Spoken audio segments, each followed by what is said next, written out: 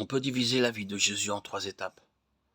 La première a commencé bien avant sa naissance sur terre. Micah 5,2 dit que l'origine du Messie est depuis les temps anciens, depuis les jours des temps indéfinis. Et Jésus a reconnu ouvertement qu'il venait des régions d'en haut, du ciel. Jean 8, 23, 16, 28. Combien de temps a-t-il vécu dans le ciel avant de venir sur la terre? Jésus a été appelé le Fils unique, engendré, parce qu'il a été créé directement par Dieu. Jean 3, 16. Jésus est Dieu. Jésus étant le premier-né de toute la création.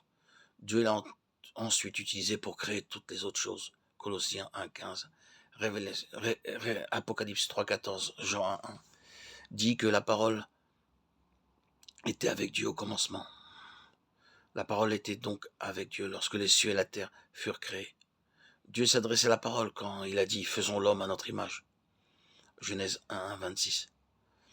La parole est sans aucun doute l'habile ouvrier bien-aimé, présenté en Proverbe 8, 22, 31, comme la sagesse personnifiée, travaillant aux côtés de Dieu pour faire toutes choses.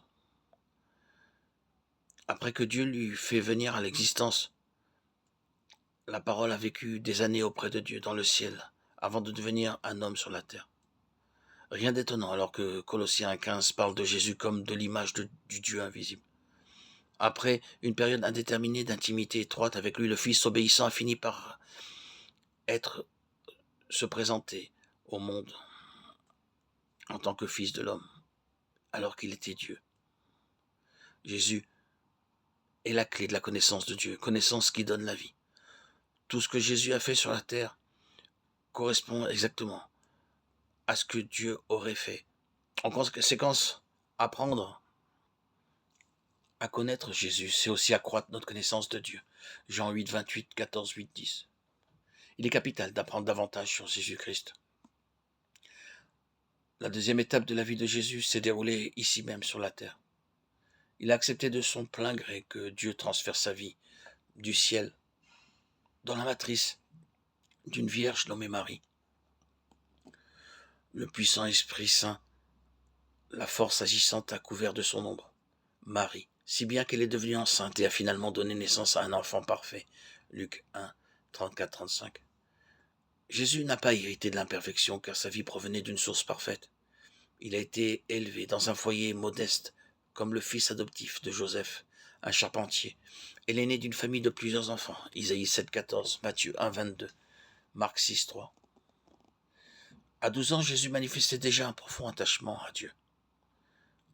Luc 2, 41, 49. Devenu adulte, et après avoir entrepris son ministère à l'âge de 30 ans, Jésus a témoigné un profond amour aux humains.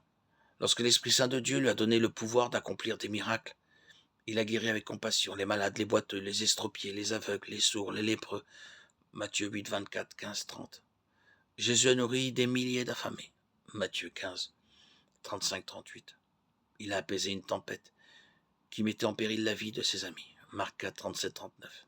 Il a même ressuscité des morts. Jean 11, 43, 44.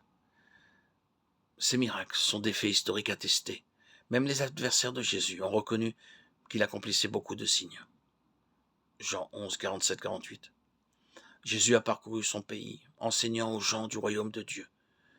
Matthieu 4, 17. Il a aussi établi un remarquable exemple de patience et de modération.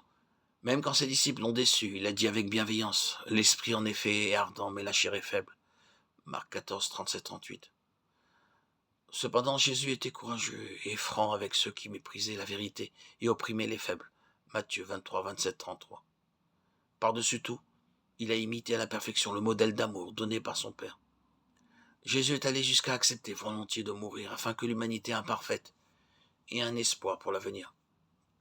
Rien d'étonnant que nous parlions de lui comme de la clé de la connaissance de Dieu. Il est la clé vivante.